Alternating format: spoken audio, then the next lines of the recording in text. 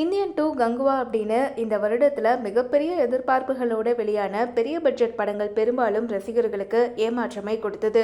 கிட்டத்தட்ட 1000 கோடி ரூபாய் வரைக்கும் தமிழ் சினிமாவுக்கு கடந்த வருடம் நஷ்டம் அப்படின்னு தயாரிப்பாளர்கள் தரப்பு அறிவிச்சிருக்காங்க.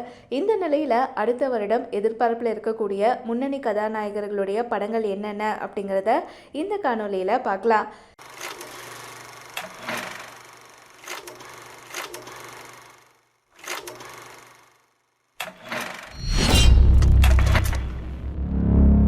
இந்த பட்டியலில் முதல்ல இருக்கக்கூடியது நடிகர் ரஜினிகாந்துடைய கூலி.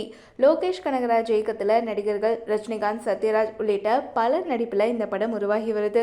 சென்னை, ஹைதராபாத் உள்ளிட்ட இடங்களில் இந்த படப்பிடிப்பு விறுவிறுப்பாக உருவாகி வருது. இந்த வருஷத்துக்குள்ளார இந்த படத்துடைய படப்பிடிப்பு நிறைவு பெறும் அப்படின்னும் இந்த வருடத்துக்குள்ளாரையே படம் வெளியாகும் அப்படின்னு தகவல் சொல்றாங்க. லோகேஷ் கனகராஜுடைய எல்சியூக்குள்ள இந்த படம் வர இருக்கு. சமீபத்தில் அனிருத் இசையில இந்த படத்துல இருந்து சிக்கிட்டு வைப் அப்படின்னு சொல்லிட்டு முதல் சிங்கிள் வெளியாச்சு. இது ரசிகர்கள் மத்தியில் ட்ரெண்ட் ஆச்சு. அடுத்த படம் நடிகர் விஜயுடைய தளபதி 69. நடிகர் விஜயுடைய கடைசி படமா அறிவிக்கப்பட்டிருக்கு. இந்த படம் H1 இயக்கத்தில் உருவாகி வரக்கூடிய இதோடைய படப்பிடிப்பு இந்த வருடம் ஏப்ரல் மாதத்தில் முடிவடைய இருப்பதா சொல்றாங்க. இது மட்டும் இல்லாம அக்டோபர்ல படம் வெளியாக வாய்ப்பு இருக்கு அப்படின்னு சொல்றாங்க.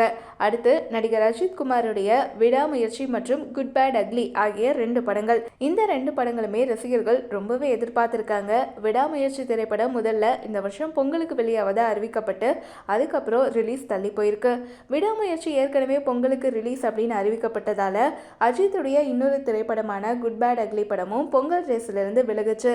இன்னும் ரிலீஸ் தேதி குறிப்பிடப்படாத இந்த 2 படங்களும் இந்த வருடம் வெளியாகும் அப்படிங்கிறதுல சந்தேகம் கிடையாது. அடுத்த படம் தக் லைஃப். இயக்குனர் மணிரத்னம் இயக்கத்தில் நடிகர்கள் கமல்ஹாசன், சிம்பு, த்ரிஷா உள்ளிட்ட பலர் நடிப்பில் வெளியாக இருக்கக்கூடிய படம் தான் தக் லைஃப்.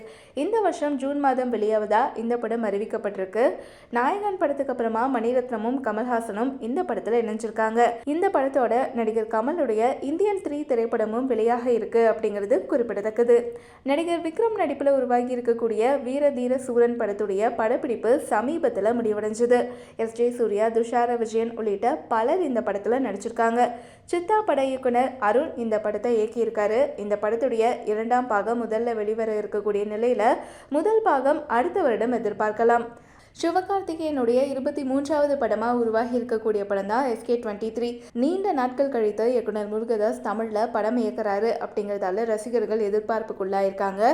இது மட்டும் இல்லாமல் முருகதாஸுடைய முந்தைய ஹிட் படமான விஜயுடைய துப்பாக்கி கதைக்களத்துக்கும் SK23க்கும் சம்பந்தம் இருக்கா அப்படின்னு ரசிகர்கள் கேள்வி எழுப்பி வராங்க.